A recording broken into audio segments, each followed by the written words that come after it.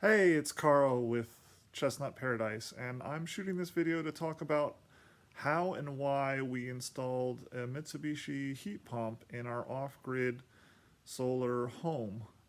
So basically, we're running with 13 kilowatts worth of panels, and we have about a 16 kilowatt hour battery from a Chevy Volt that we have hooked up.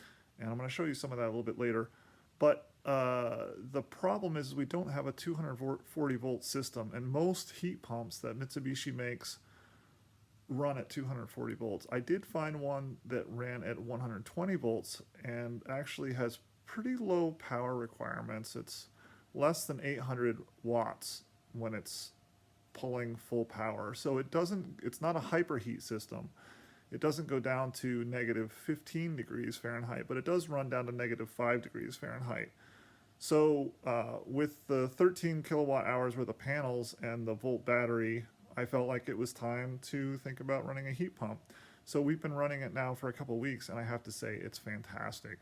We settled on the 12,000 BTU unit, and that for a house this size, it's about 800 square feet, is a little bit small, but man, the heat pump just puts out insane amounts of heat.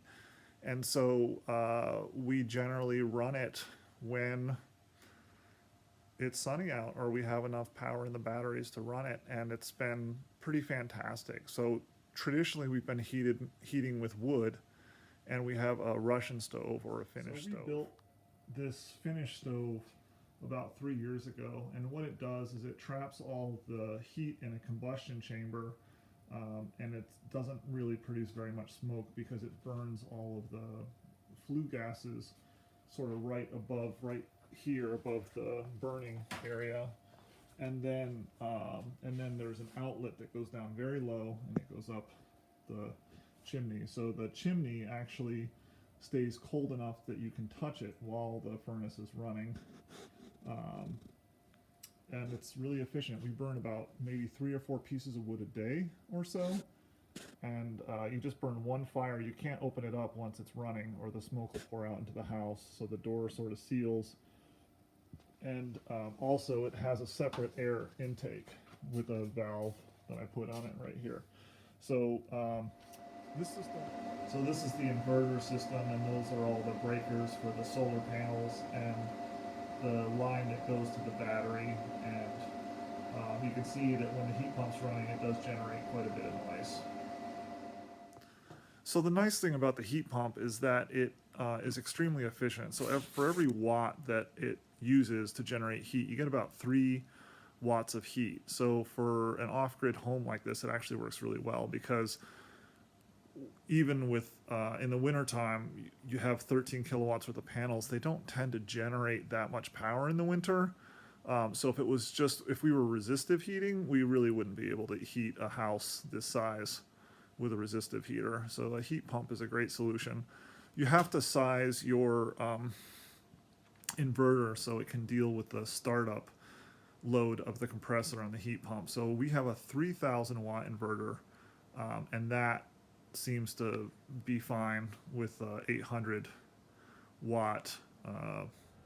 So I had a friend of mine who installs Mitsubishi heat pumps come out and install this. For basically, I did all the work myself and he just charged it, and that includes drilling a hole in the wall that's a 3-inch hole, and I bought all this stuff and I made a little stand for it to stand on and screwed it down to the ground, and then I also wired it up here with a shut-off switch and hooked it up to a 20 amp breaker. So there's a little bit of work involved, less than a day, and then to have it charged usually costs about $500.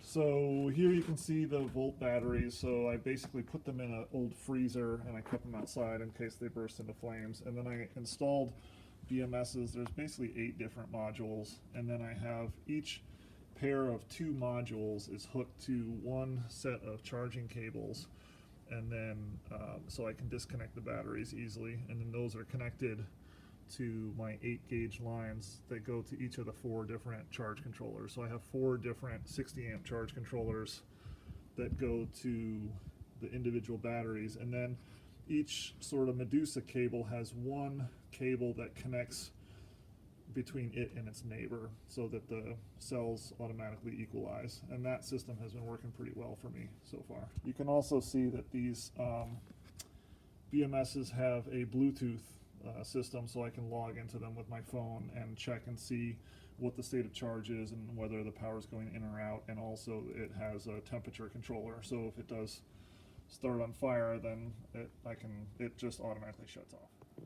The system with the furnace, the wood burning furnace, works pretty well, but I really am tired of dealing with wood, and the heat pump is much smaller, it's much cleaner, and it's much easier to use, and it doesn't create a lot of mess when you're using the heat pump. So the cost for the heat pump was about $1,500 plus another couple $100 for the line set and the copper to hook it up for the power and the breaker, and then it was about $500 to get it charged and installed. But we've spent a lot of money on energy efficiency stuff, and the heat pump has really been pretty fantastic. I mean, it's running right now, and I'm standing in front of it, and it sort of feels like almost like a blast furnace. It's a very comfortable hot heat that's dry and doesn't have the smell of burning dust or any of the sort of unpleasant things that you have with forced air, propane, or fuel oil heaters. So it's just been a pretty fantastic investment. Thanks a lot for watching, and mash the subscribe button if you want, and hope to see you again at the next video.